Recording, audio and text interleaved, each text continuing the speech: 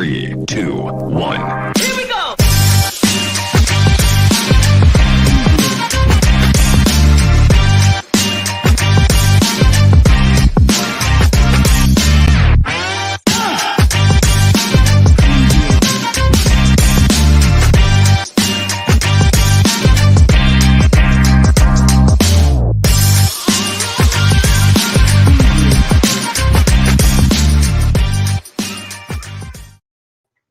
Woohoo! Happy Monday. The first day of the work week is behind you. It is officially behind you. It's in the rearview mirror. Now it's time to kick back and chill with the Dennis and Andy show. That's us in order. Dennis, Andy, show. How was your weekend, Dennis? Our heads are right above the body, just like That's they should right. be. No, it was a great weekend. Absolutely Was it? Great weekend. Yes. Nice. Yeah. So we're going to have a guest a little bit later in the show, Rich Davis. He's the creator of a book called Cult of Dracula. Well, hello, Michael. Thank you very much for the compliments on the intro. I don't know if you're talking about my jibber jabber or the little video that played. If it's the video, that would be compliments of my daughter. Well, not really compliments because she did charge us. But. She did pay. We had to pay. And she immediately held out her hand and said, "Give me money." Like a pauper. No, Like Rich just texted me. He's will be on with us very shortly. Sweet. So, we were caught up on Invincible. Just what we both have caught up. There's one episode left. Yep. Episode 7 dropped, so we did watch that. And boy, I love the blood. Oh, Omni-Man just watching this show. Omni-Man just punches right through. Immortal. It was so good. Oh my God. Just punched right through him. Oh, it's so gross. And then he cuts him in half. Yeah, dude. It's so, we had talked a little bit about it when we were reviewing it weeks ago, because I hadn't read the comic. I lost interest after, I don't know, like the first 6, because it was nothing. It was cute. It was fun. And apparently all the good stuff at the end of episode 1, it was amazing when all of a sudden he just destroys them all. It was just amazing. I'm like, oh, did this happen in the comics? Hell, if I would have known that apparently it was like issue 10, I would have absolutely went through. Yeah, it was like issue 8 or 9 when that happened. I mean, they're definitely speeding things up. I don't remember him even dating a girl like he did in the show. Yeah. So I don't know. I mean, they're definitely speeding things up. My prediction for next week is Omni-Man is going to basically talk to Mark and tell him, son, the whole purpose with the Viltrumites is to take over the planet. That's the purpose. Now that you got your powers, we can do this together. And then, if I remember correctly in the book, they get into a knockdown, drag-out fight. So that is my guess of what's going to happen. Wonderful. Well, all right. It looks like Rich has joined the house. Well, hello, Mr. Davis. Hi, Rich. Can you hear us? Hey, what's up, guys? Hey, how's it going? Hey, nice to meet you. I, Rich. for some reason, cannot hear you. I don't know if you can hear me or not. I can hear you fine. Yeah. Yeah, I have got no audio at all. For some reason. Try just using your speakers on your computer. Let me try.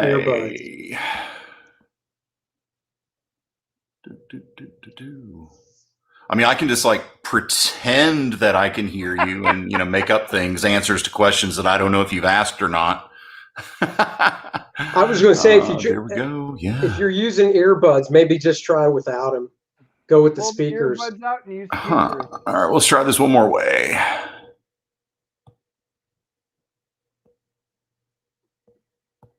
See, this is why I should have gotten on here earlier, like you told me to.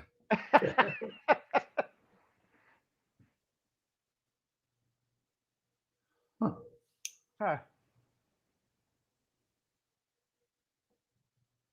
How about now? Can you hear us now? I'm going to go with a no. I'm going to say it's a no, too.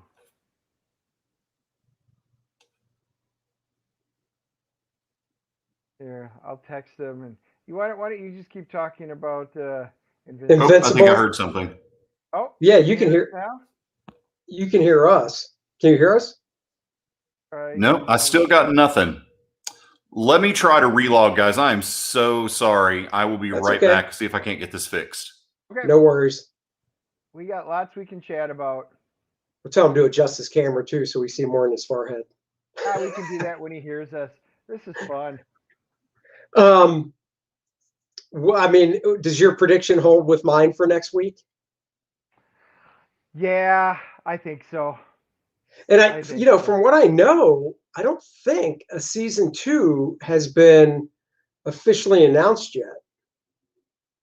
It hasn't. And we've been kind of watching. Like I said, I was like, this is a cute show, and it almost lost me at the end of the first episode. I was sitting there going, yeah, I was like, it's cute. This is why I stopped reading the comic books. Oh, wow! Yeah. I can't believe you almost bailed that soon. I did. I was like, yeah, it's cute, but I said this is what the comics were, and I stopped. Well, thank you, Michael. I'm glad you got them. That's awesome. I hope you enjoy customer service. I get them right out.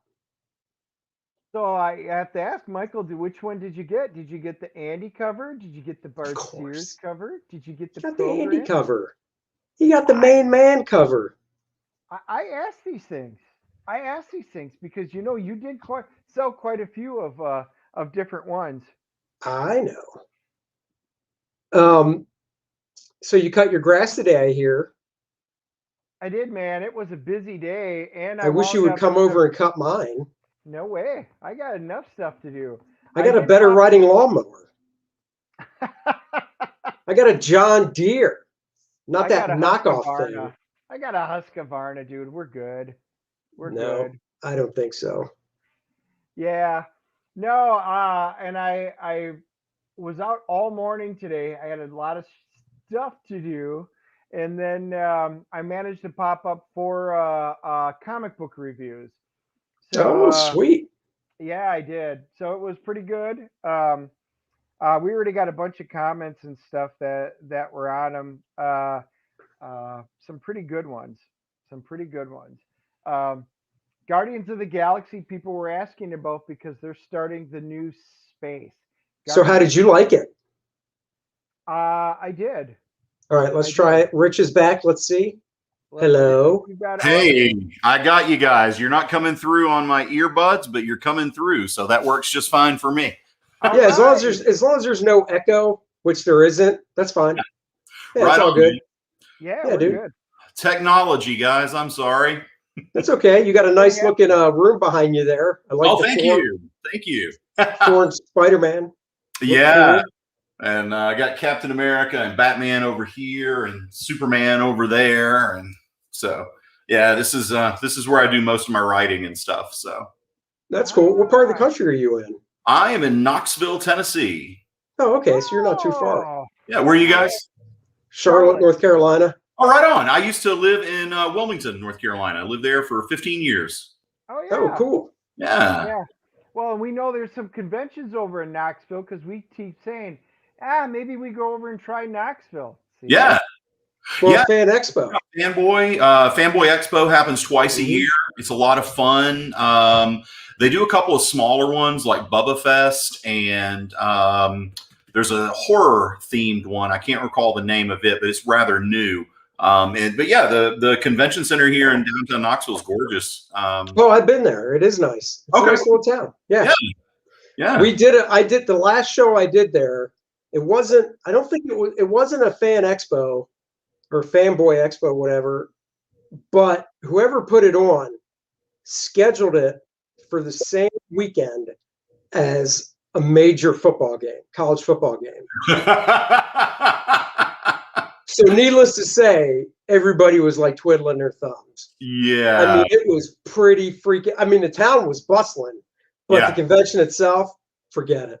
Knoxville shuts down for the Vols, man. I mean, it's incredible. You get 112,000 people packed into Neyland, and man, it's rocking down there. So yeah, people don't even schedule their weddings to compete with UT football in the fall. So they all try to get their weddings in on the bye week. Yeah, Knoxville's not that bad of a drive either. A couple of my buddies are going to the one in October. So Dennis and I will have to decide if we want to drive over there or not. Yeah, I'm going to be a guest at that one at a Fanboy Expo in October. So yeah, come see me. Awesome. Well, you feel free to drop my name to the guy. Sure, absolutely. Tell him I need a hotel room and some gas money, and we're good to go. We can look that up. So. Yeah. So for those of you joining, I'm just going to kind of hold it up. Rich is the writer for The Cult of Dracula. Yeah. A lot of glare. So, yeah, we wanted to find out. I read it. I had thrown up a short, and you had kind of reached out and said, hey, I'm glad you liked it and kind of wanted to know. And we don't know anything about you guys. So we were kind of trying to figure out your origin story. So why don't you tell us, like we usually do, what's the origin story of Rich Davis? Yeah, we'll get you into comics, all that fun stuff. Yeah. So believe it or not, there was a time in my life when I absolutely hated comics. It wasn't. Yeah, I know, right? It wasn't comics in particular that I hated. It was just reading in general. So when I was a kid, the only thing I wanted to do was play baseball and play video games. I didn't care about anything other than that. And my parents, being very clever and very wise, they decided to start rewarding me with comic books every time I did well in school, or if I did my chores, or if I played well in a baseball game. And me and my little kid brain, I didn't realize that comic books were reading. So I started reading comic books. I got into early things like the X-Men and Amazing Spider-Man and Superman, Captain America, things like that. And I kind of liked it. And so from there, I started reading novels and, different things. And now to this day, I'm an avid reader. And of course, I love comic books. Sure. I don't think mom and dad really realized they were going to launch me on a lifelong obsession with comic books. But yeah, I would not be the person that I am today, and I would not be the reader that I am today had my parents not tricked me as a kid to read comic books. So I'm very grateful to both my mom and dad for that. They were convinced they were going to make something out of me, and they did everything they could to make that happen. So I'm very grateful to them. Oh, that's cool. Yeah. The rest of my life story, really not that interesting. Grew up in a small town in Middle Tennessee called Sparta. I like to say it's the dead middle of the state and the dead middle of nowhere. The only people who really know where it is are the people who either live there or have driven through there on their way to Nashville. So if you're coming from Chattanooga to Nashville, you kind of got to go that way through Sparta. So most people know it as a little stop off the Highway 111 there. I went to college at the University of North Carolina, Wilmington. Okay, cool. Where you guys are from. Lived in Wilmington for 15 years. I worked on radio as an on-air personality. I worked in business-to-business sales for Verizon Wireless. I worked for NPR. I worked for Wave Radio. I owned a bar. Oh, nice. I founded a theater company. I worked in film. I worked for 2 presidential campaigns and 1 senatorial campaign.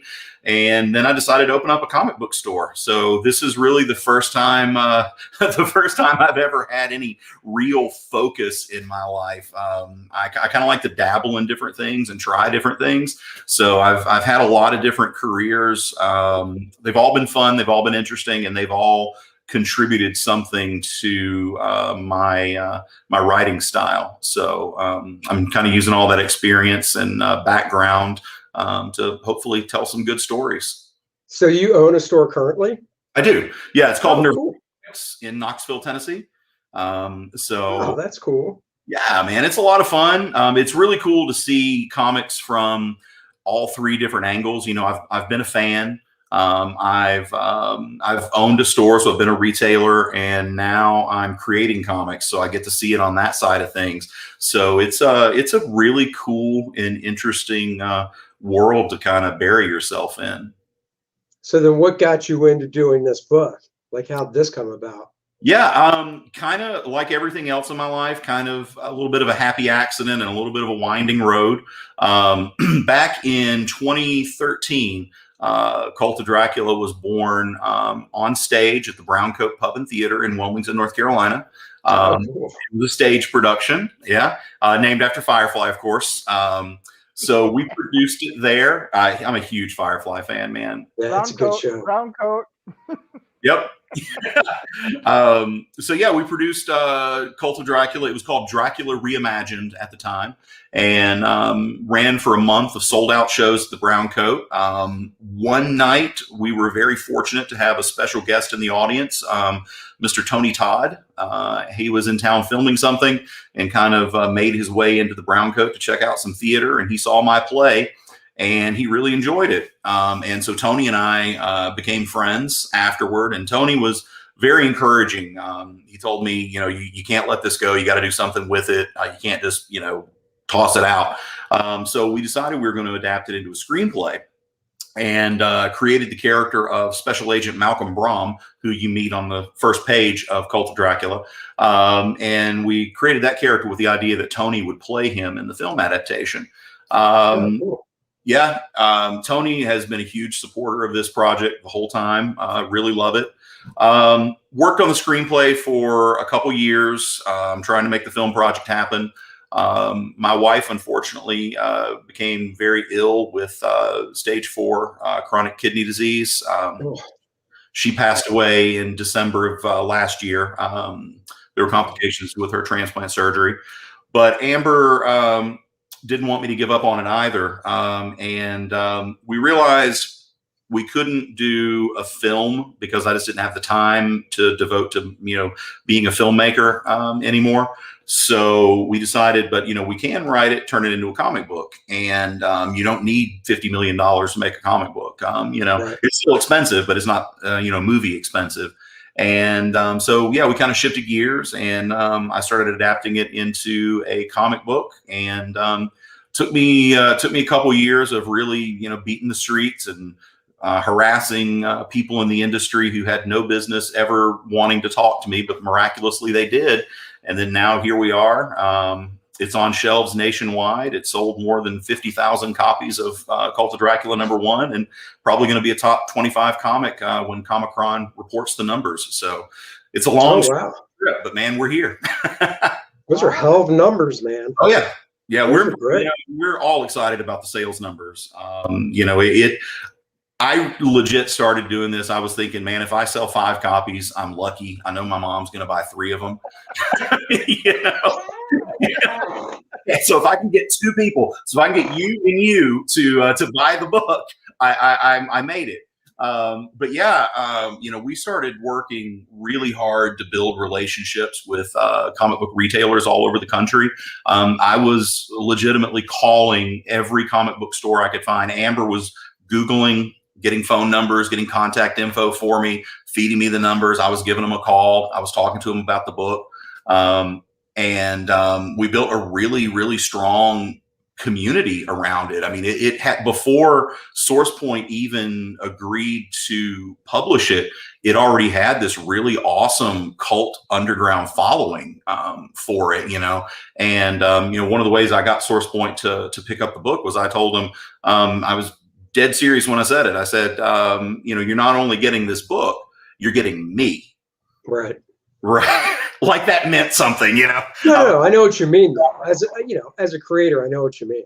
Yeah. And, you know, I promised him, I said, you know what, I will do everything I can to put this book in as many stores as possible. And I did. I mean, you know, sometimes 80, 90 hours a week, I was on the phone calling comic book shops or chatting with them on Messenger or reaching out to podcasts. And, you know, any podcast that would have me, I was going on. You know, horror podcasts, comic book podcasts, whatever. I didn't care. If they wanted to talk to me, I wanted to talk to them.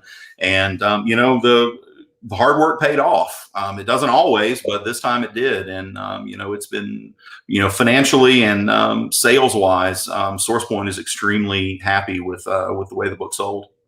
Oh, That's great. cool. That's really cool. Congratulations on that. Thank you. How did you come in contact with Henry? So he's doing all your art. So was he with Source, or did you meet him somewhere, or what? Yeah, so I met Henry through a mutual friend, Georges Genti, who does Black comics. I know Georges. Yeah, great dude, man. Lives out of Atlanta. He did a couple of covers early on for Cult of Dracula, which is really cool. And I was originally wanted Georges to do my interior art, but he got busy working on some stupid book, X-Men, something like that. I don't know. I've never heard of it. But so Georges is doing X-Men, so he had to turn my my project down. And but he said, "Hey, I grew up with this guy. His name's Henry. He worked with Marvel. He did Ghost Rider, did Johnny Blaze, Spirits of Vengeance, things like that."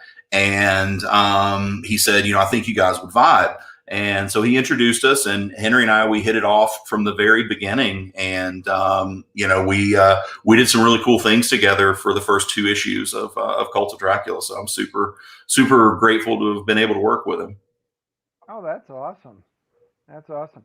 So, we got the first issue. I really enjoyed it. I was trying to figure, so is this just going to be is it like a 6-part story arc? Or, I mean, how's this going to be laid out? Because it didn't say at the shop, and when I asked, they're like, we don't know. So is this an ongoing? Is it like a mini series?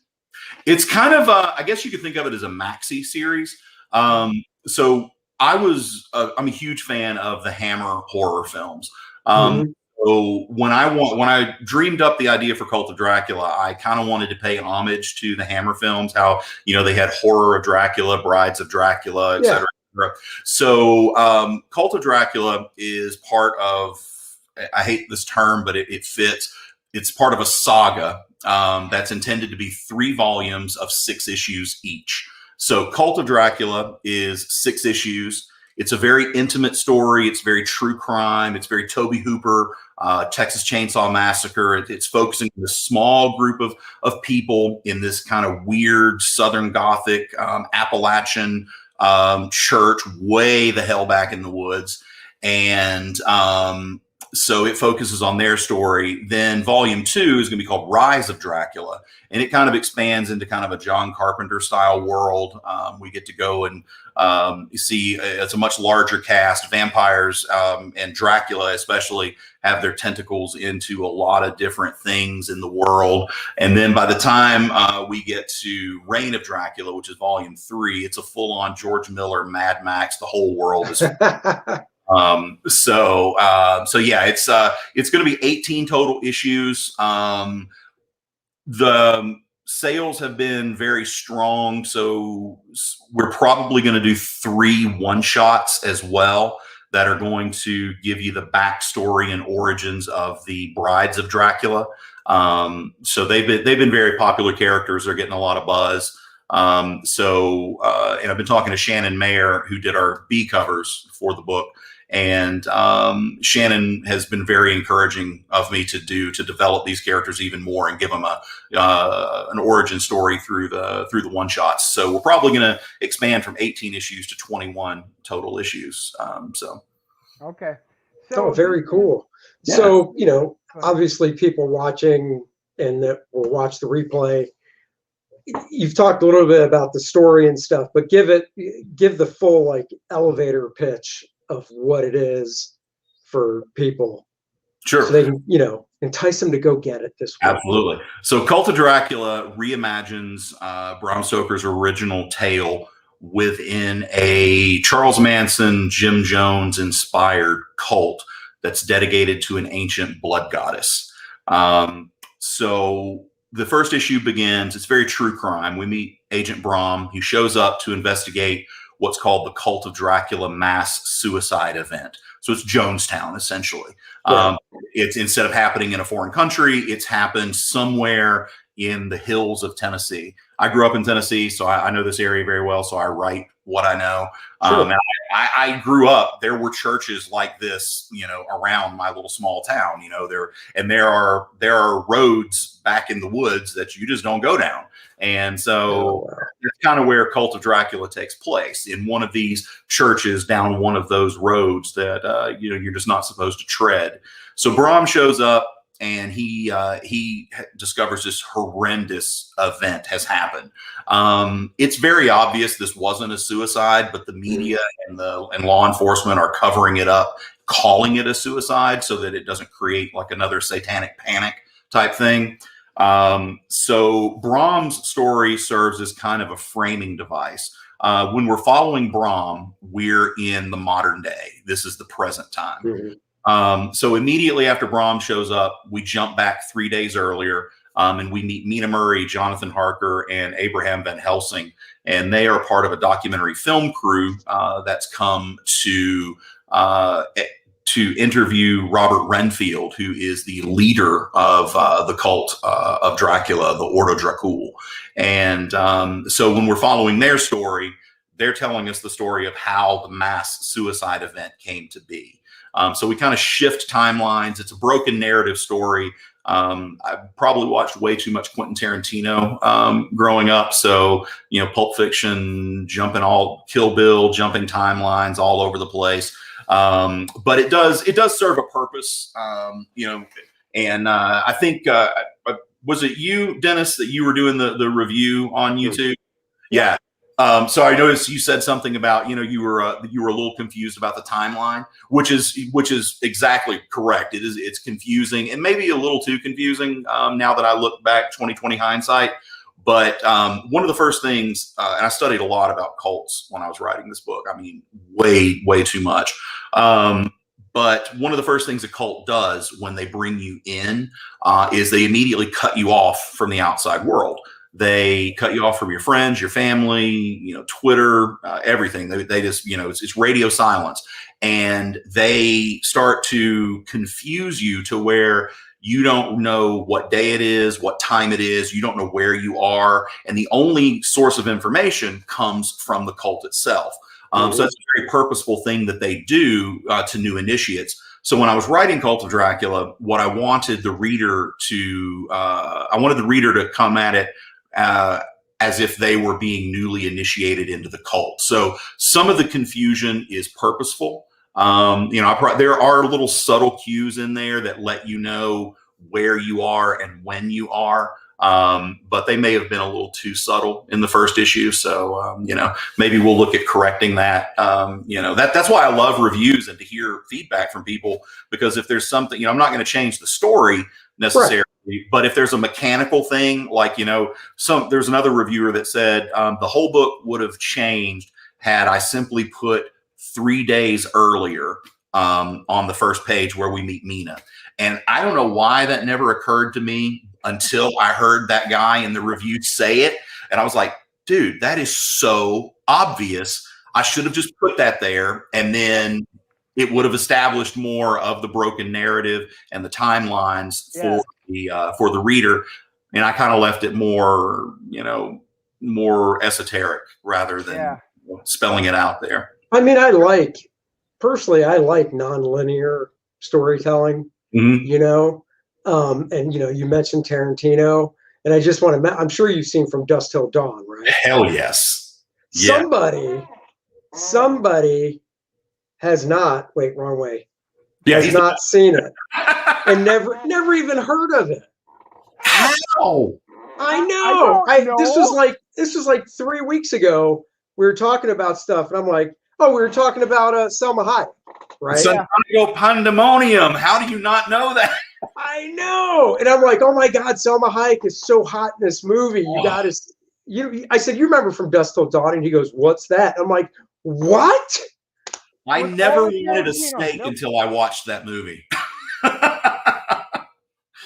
Oh, that's funny because I did. I took a lot of crap from that. I still haven't watched it. I will, because that is now on my things to do. But he said, there are just certain movies. I hit Andy up with certain movies. E.T. Have you ever seen E.T.? Don't Nope. get started. Okay, No, guys, all the podcast right now. We're gonna go and do a viewing party for these movies. We'll watch ET and we'll watch Dusk Till Dawn right afterward. Yeah, I'm not watching E.T. I've never watched a Harry Potter movie either, and I'm not going to. Wow.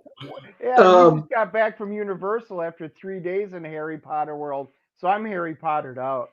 Now, have you seen the sequel from Dusk Till Dawn? I never saw the sequel. Yeah, actually, there's the TV series, and then there's the sequel. That's there's a prequel that goes all the way back and tells Santanico's origin story, which was really cool.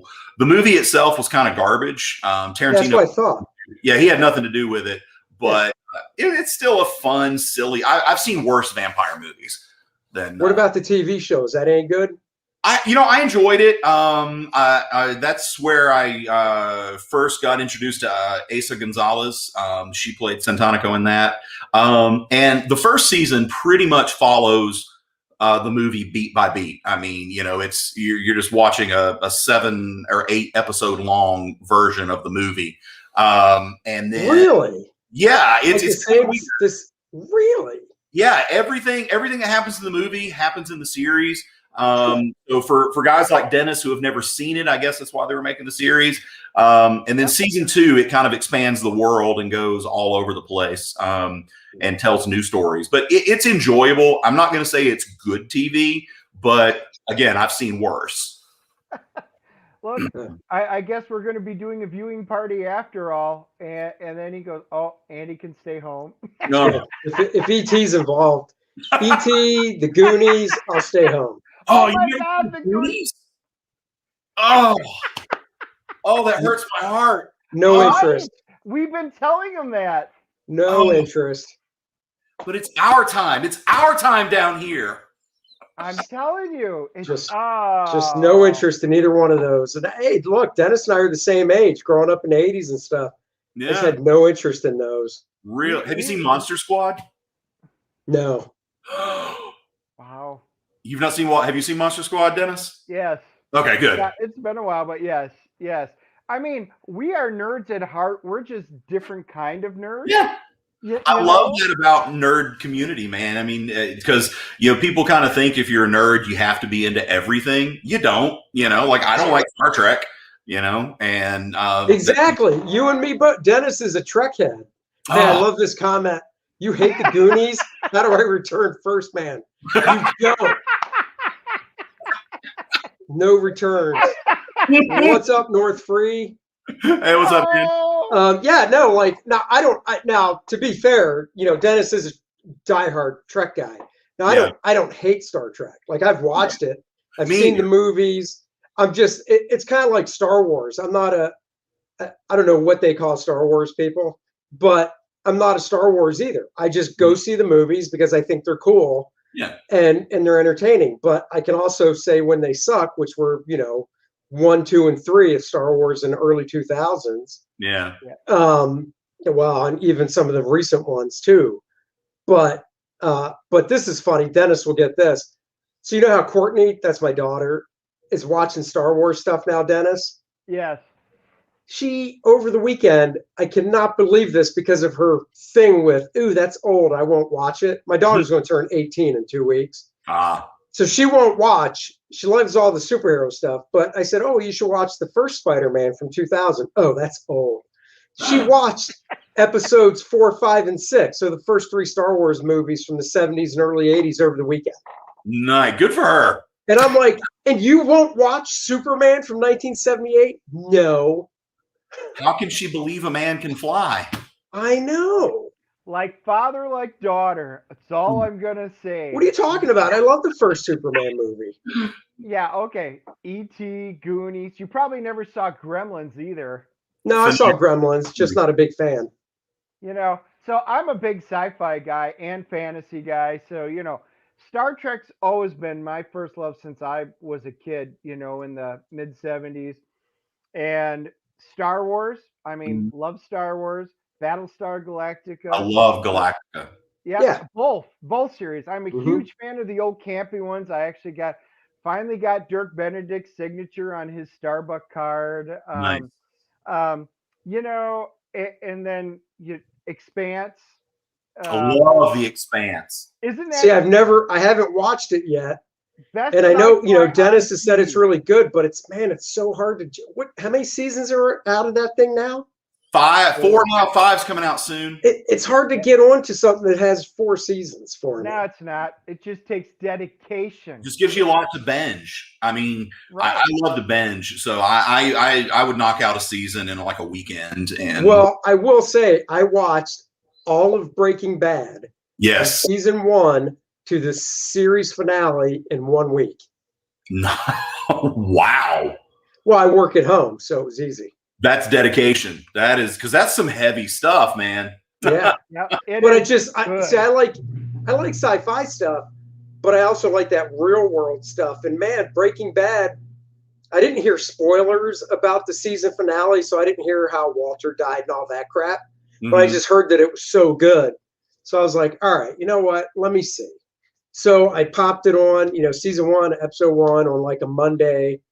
And I was like, oh, and like I said, I work at home, drawing a Cintiq. So I've got my main screen in front of me. My Cintiq is what I draw on. And I was like, oh, this is so good. And I just let it keep going. Yep. So you take out the commercials, they're only 40 minutes a piece, so I could burn through it. I could burn through 8 episodes a day. Yeah. So yeah, week and a half or so. I was going to say, Expanse right now is probably the best sci-fi on TV, and it has been. Hands down. I mean, it's original, it's creative, it's not drawing on, there's little bits and pieces from sci-fi, because I mean, you can't get away from that. But it's not like Star Trek Discovery where they're blatantly ripping off stuff. I mean, this stuff is original. The universe that they create is very detailed, and it's expansive, literally, no pun intended. But and each season gets bigger and bigger, and you're trying to figure out all the little mysteries, the nuances. Oh, it's just fabulous stuff. I was watching season 1 of The Expanse when I was writing the first volume of Cult of Dracula, and I actually was very much inspired by the fact season 1 of The Expanse is very small. It essentially takes place on one space station, and then you flash to Earth a couple times, and you go around. It's very small, intimate crew, intimate cast, intimate story. And then season 2 gets bigger, season 3 gets bigger, season 4 gets bigger. And season 4 is when Jeff Bezos jumps in and drops all of his money into it, so it gets really big, which I love. But that's that. I think some of that bled over into me writing Cult of Dracula, because again, it starts with a small story and it just keeps getting bigger as it goes on. And God, I love The Expanse. It is hands down the best sci-fi show on television right now. So that was kind of in Cult of Dracula. So one of the questions and that was in my review was, I started, reading and I was trying to figure out, characters and what they were. Mm-hmm. Well, then when you get introduced to Mina Murray, now I have not read Dracula since I was a kid. So, I mean, This is going way back machine in this old brain. But I'm like, wait a minute, Mina Murray. I'm like, that name's a bell. That's the fiance of the guy who was helping him buy the property, which was Jonathan. Then you find out his name, and I'm like, oh, wait a minute. I'm wondering if this isn't a current day reimagining of it. So then I started going, and then we get introduced to Van Helsing, and then Holmwood, right? Isn't Arthur Holmwood? Yeah. Who she chose in the book as Lucy did as her fiance, right? As her husband. Yep. Right. So I started going. I'm like, oh no, this is really cool. So I started trying to remember. I'm like, this is this, Anyway, so it is basically a current reimagining. I was kind of right on that. You were, yeah. All of the characters and most of the major plot points in Stoker's original Dracula, you're going to find them in Cult of Dracula. All of the characters are there. Even like in issue 2, you're going to meet an orderly, and his name is Hobbs. And Hobbs was the orderly for Dr. Seward in Stoker's original novel. So even the minor characters that you meet all existed somewhere in Stoker's original novel. But what I tried to do was imagine where those characters would be if they existed today. And instead of trying to do like, people have asked, well, why didn't you just do it in the Victorian era? And I was like, well, because I've read that book. I've seen that movie. I've seen that play.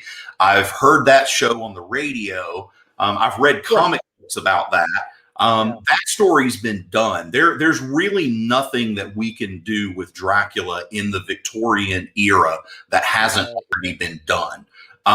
So I started looking at common themes, and I researched Bram Stoker a lot, and what the things that he was writing, letters and things that he was saying that weren't Dracula. And I tried to get inside of his head to see what he might do if he was writing this book today. So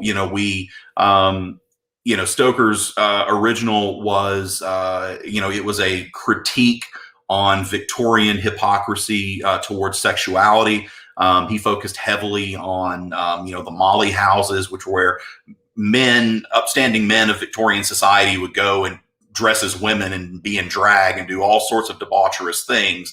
And then the very next day, they would go to Parliament and pass laws that threw his very dear friend Oscar Wilde in prison, for being homosexual. So it was all about hypocrisy and, the public face and the secret face. And so I started exploring those things with how Cult of Dracula goes. It's definitely a reimagining of Stoker's original novel and his original intent. But it takes things in a different direction. We start at the same place, but we don't follow the same path, and we definitely don't end up in the same moralistic ending that because I think Stoker was forced to kind of moralize the ending of Dracula a little bit more than he wanted to, because it was a sign of the times. I mean, you could only do so much in the Victorian era before you ended up in jail. It's reimagining is a very good word. Good. So one of the things and you had a really cool 2-page splash, where you see the vampire, her wings are spread and stuff. Now, I only saw the one vampire, and I remember in the book, it was all about the 3 lady vampires towards the beginning when he accidentally walks in on them. Is that what that was kind of supposed to be? It's definitely a nod to that, where Harker, while he's in the castle, he kind of stumbles upon the brides, and so that's a little nod to that. And so the biggest change that we made in Cult of Dracula was taking the Count. He's no longer a weird, creepy Eastern European gentleman in a tuxedo. Dracula's a woman in this world, and we wanted to do that because for some reason in modern society, as a society, especially here in the U.S., we have a fear of women, especially powerful women. You see it in books, you see it in television, you see it in the news. It's something deep seated and psychological. The same way as in Stoker's day, the Victorian society was afraid of the other, foreigners that were going to invade their country and change their culture and take over. And it was deep seated in their psyches. And so we're not really afraid of that other anymore. But as humans, we've been afraid of women for probably tens of thousands of years. I started doing research about nursery rhymes and scary stories and fairy tales and religious texts. And I started seeing this character that kept showing up It didn't matter what culture I was researching, what time period, where they were on the planet. This character was there in everything. And it was a woman. She was outcast. She lived on the fringes of society. She stalked the darkness and she stole children from their beds and fed on their blood to survive. And that story goes all the way back to the Talmud and the apocryphal texts that were expelled from the early Jewish beliefs. It appears in early Islamic beliefs. It's in Babylon, it's in Assyria, it's in Egypt, it's in Greece and Rome and Eastern European nations. It's part of our world shared conscious history, this character. So I started thinking to myself, what if that character was Dracula? And it's all the same character, from Lilith to Baba Yaga to La Llorona to the Wendigo. They're all Dracula. They're all the same. What changes is how we perceive them, what culture we are when we see this character. So, so the Native Americans, when they saw Dracula, they saw the Wendigo. When people from South America saw Dracula, they saw La Llorona. In Eastern Europe, they saw Baba Yaga. In Greece, they saw the Lamia. And in Assyria, they would have seen Lilith. So all of these characters are Dracula. So Dracula, instead of being one Eastern European aristocrat, suddenly became every scary woman that haunts every scary story that humans have told since we started gathering around campfires. And that opened up a whole new world of storytelling possibilities. And it's been really, really fun to explore it, as the issues go on. Well, there is a reason they say hell hath no fury Yes. as a woman scorned. Yes. So exactly. Yeah. We're going to show us. I know we got a couple of questions. Where was it? It wasn't an Indiegogo or that. It was actually. It is through. It's make sure I get it right. Yeah, SourcePoint. SourcePoint Press, and so it was actually done through previews. And I know I had missed it. I didn't subscribe to it. I just happened to see they had an extra copy. Do it, and I was like, so I picked it up in the shop and looked through it. So yeah, your local comic shops, should have some. I'm not sure if they're still back orderable, but you should be able to head down there and ask your guys if they can order. If not, you're going to be on eBay unless they're doing. What's I assume the company has a website.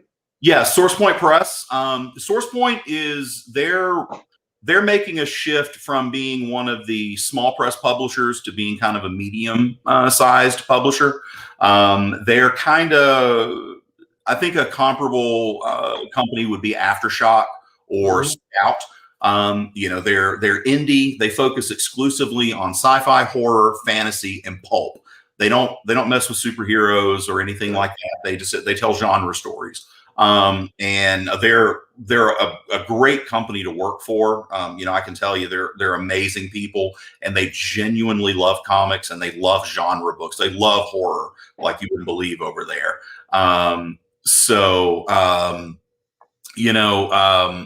The book is sold out at the distributor level.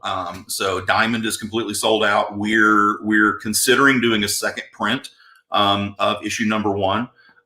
So we're having discussions on that. Issue 2 comes out this Wednesday. It'll be in comic book stores okay, cool. all over the country. It is almost, if not completely, sold out at Diamond. We got notice the other day that it was very close to selling out at the distributor level too.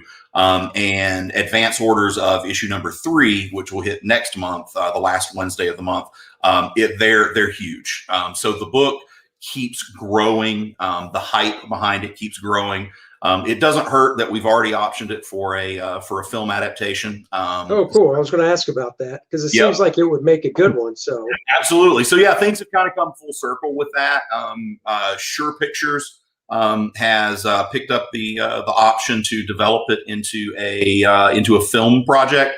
It's looking like what we're targeting is going to be a streaming series. Maybe 3 seasons, 7-8 episodes a piece.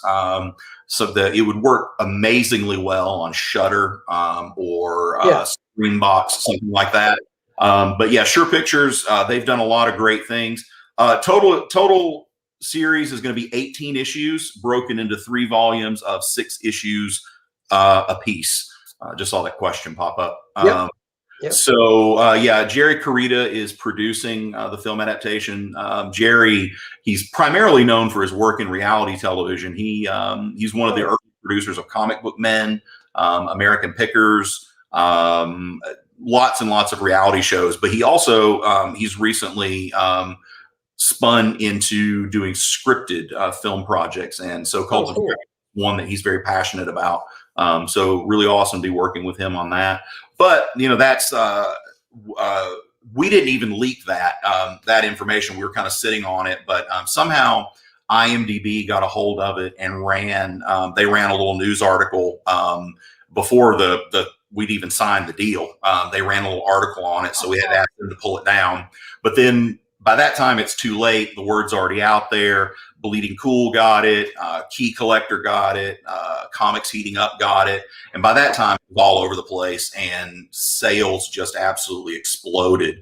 But that drove the sales of issue number 1. But I'm very pleased to see that the book itself has driven sales of issue number 2. So the film project and the speculative market kind of was the hook to get them in, but then the book kept them coming back. So I'm happy about that. Yeah, because in the comics, usually your issue number 1's your big seller, then issue number 2 drops by, in many cases, 50%, and then it starts slowly deteriorating from there. So if you're able to have a really good story and flip that, where you've sold out of number 1, you've got a huge demand for number 2. That tells you something. I think that's fantastic. Yeah, and you're absolutely right on that. Attrition is the biggest thing that we have to fight in the comics industry. I mean, and I've seen this from both sides as a retailer and now as a creator. People who don't get on it early, when it sells out, they miss issue 1 or they miss issue 2, and they jump in at like issue 3 or 4. It's hard to get them to pick up 3, 4, and 5 and 6 if they can't get a hold of number 1. Right. But the companies, they can't afford to gamble on overprinting number 1 and number 2 because they don't know if it's going to sell. It's this the industry is kind of insane the way it works. And then by issue 3 or 4, people are saying, well, I'll just wait for the trade. And if issues 1, 2, 3, 4, and 5 and 6 don't sell well, there's not going to be a trade. So, luckily, I think we've hit the numbers to where Cult of Dracula is going to be a trade paperback. It'll actually launch Halloween weekend of this year. Which is pretty awesome timing to get a horror book out on Halloween weekend. So, that's awesome. Really stoked. Well, and that's when Halloween weekend, October 29th is that con in Knoxville. So are you talking about that weekend? That weekend, yeah. Oh, perfect timing. Yeah. All right. Yeah. So yeah, it's going to be really awesome. I'm going to be speaking of the cons. I'm going to be doing a lot of those. Be doing a lot of in-store signing events. Because I fully realize and acknowledge that I am absolutely nobody in the comic book world. Nobody's picking up Cult of Dracula because I wrote it. They're picking it up because they think it's a cool story or they like the cool art. So I've got to, I've got that P.T. Barnum mindset. I'm out there, I'm hustling, I'm selling it. I'm any shop that wants me to come and do a signing. I'm saying yes. I don't care if they're in the middle of Iowa with 10 subscribers. If they want me, I'll go.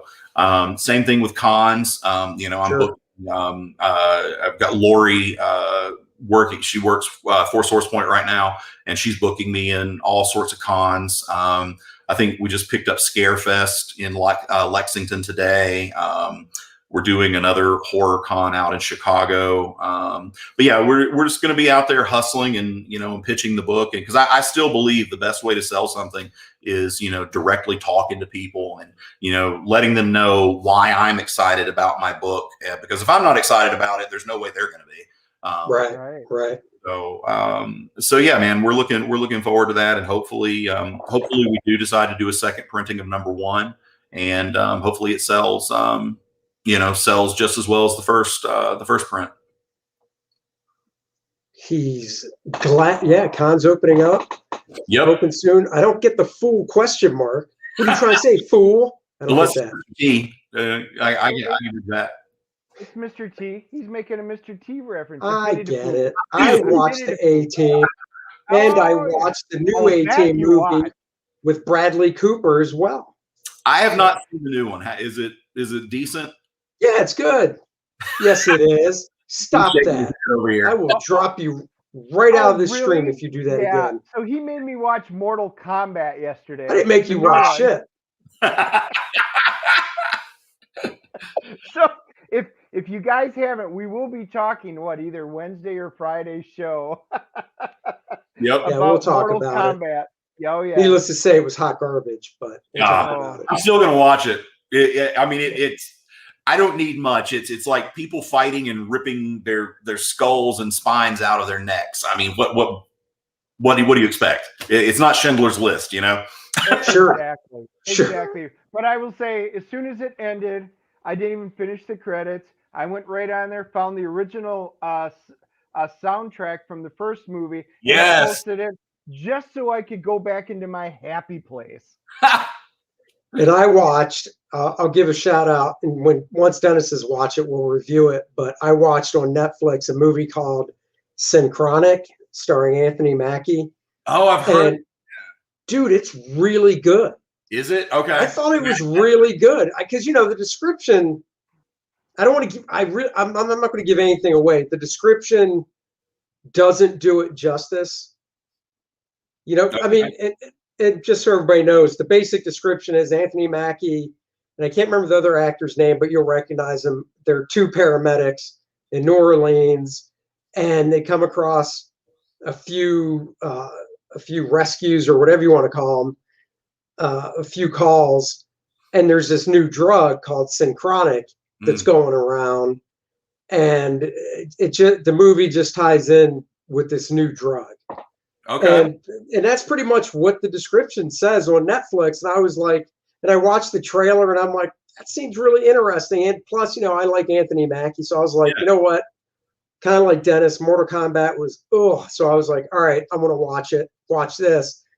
And I was really surprisingly delighted with it. So that's awesome. I've heard great things about it, so I do want to check it out.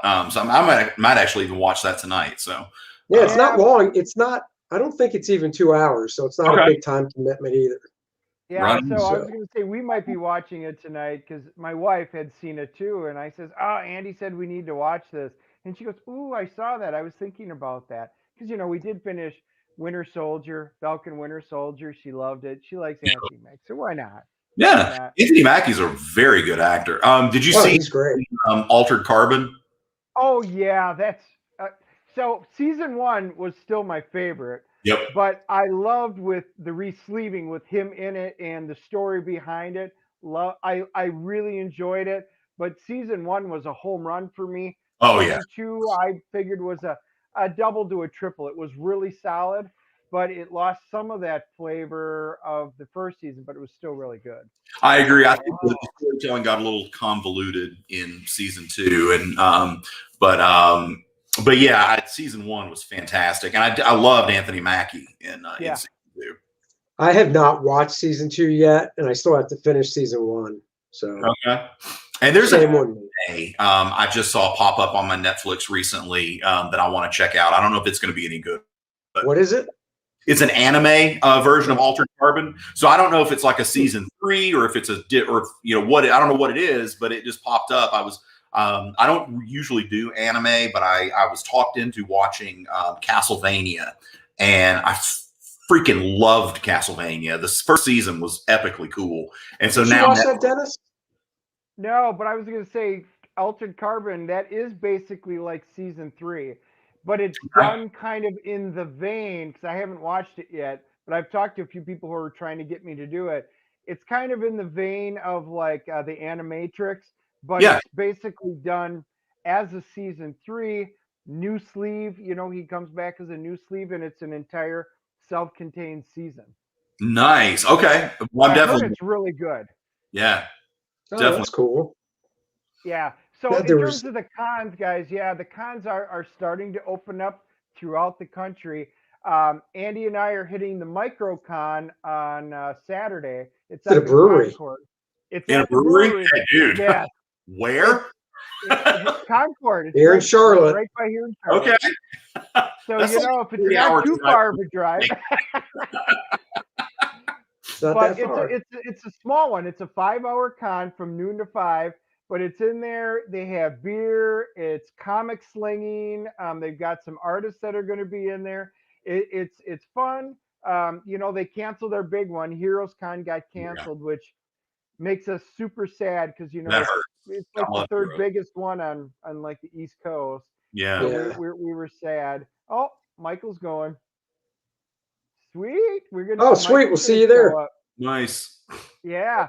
So yeah, no, we're gonna and I talked my wife, I think, into driving us. So, you know, Now you can drink a few enjoy the beer. beers. Now we can Right, get plowed. Exactly. And then I And wind up Dennis can buying buy too bigger much comics. and spend too much on comics. Oh, Dennis is coming. Here's a beer. You know, I'll take another X-Men #1. Yeah. Hey, why not? Hey, those Jim Lee ones are pretty cheap. That's right. Oh yeah. Oh yeah. There's only like 10 million of them out there, so they should be. know. I love that stuff though. So Yeah. Dude, Jim Lee defined the X-Men for me. Like when I think of the X-Men, I think of the way Jim Lee drew them. You know, Yeah. I mean, that he just defined that era of X-Men for me. And that, you know, to me, they're better. They're more the X-Men than the early, you know, early Kirby's and things like that. You know, it's definitely Jim Lee. You know, Yeah. Rich, you're gonna have to check out. We put up 2 videos. Was it last week? We did the Jim Lee artist edition. Andy and I both got that one, and then at the convention last week, we picked up the Jim Lee double XL book, the 2XL. well, there's no book. we. And There's no that's we involved. right. I picked it up He got it. after you taunted me Dennis with stole it from me. Mm. Sniped it from out. No, man, Michael, I'm riding with Dennis. Yeah, Dennis sniped it out from under me. So I know everybody who watched the show know he's full of crap. So I was doing interviews with other vendors, and he came around the corner. Dude, check this big book out. Oh, it's Jim Lee's X-Men. You need to buy it. You know, it's $100. Ooh. And I was like, all right, yeah, I'm gonna check it out. Well, I walked over as soon as I was done, walked around the corner, and I'm like, oh my God, yeah, I'm buying this. So I bought it. I get it back at his table. I go back out to interview. He flips through it, and he's like, well, crap. This is so good. I want it now. So he goes, he had sold out all 4 of them. So he missed it. You snooze, you lose, man. I know. Comics and beer, all you guys enjoy. DNA, you'll have to show your drunken purchases. Of course we will. We always show our purchases. Yeah. We always do after a show. You make such great decisions when you're drunk, you know? You do. Yeah. It's And true. my wife, and I think that's why she's a designated driver then, because she's going to go, oh, hell no, you didn't buy more, did you? Yeah, open up the trunk, pop it open. There it is. Yeah. Or just have it shipped to your house so you don't even get in trouble. That's right. That's right. Hire a courier to deliver it for you. Yeah. Well, Rich, we really appreciate you joining the show for the night. Yeah, man. Thanks for having me. Oh, of course. You know, thanks for talking about the book and stuff. I hope it continues to do well. You know, we both do, of course. Absolutely. So, yeah, thank you for joining the show. Of course, before we leave, I wouldn't do my I wouldn't do my justice if I didn't pimp out my in-demand first man graphic novel, which Nice. everybody can get right now. So rush right over to Indiegogo. The link is in the tab, even though it's the small screen. Books are in-house and ship out next day. Please back it. I get more backers almost every day. Books go out the next day. 64 action-packed pages in the vein of fun superhero Silver Age comics. You're definitely going to enjoy it. I'm working on number 2 right now. Like I said, the link is in the description. And then while you're at it, you can also sign up with your email to get a notification when number 2 goes live in the next couple months. So please do that. Thank you. And we will be back on Wednesday, probably to talk about the stuff that came out Wednesday, of course. It's a new And comic day. other comics. What do we got? North Free says, you guys have a good one. Andy, second issue, first man, quick time, buddy. You know it, brother. Well, I'm working on it now. Hopefully the campaign goes up in June, but the book wouldn't actually fulfill until early next year because I've got all of it to draw. So I'm only going to have a few pages done when the campaign goes live. Drawing is the longest and hardest part, man. So good luck. I'm gonna go check it out. I'll back your Indiegogo because I want to check it out. It looks good. Thank you. I appreciate that, Rich. I really do. I got your first page. There's first man for your in the next one, all ready to go. All right, I need to hold on, Rich. Give me a second here. And so as I was saying, no, of course not. I would never do that to Dennis. So, all right, guys, we'll be back on Wednesday. Thanks, everybody, for watching. Thank you to our guest, Rich, and we'll talk to you guys later. Bye, everybody.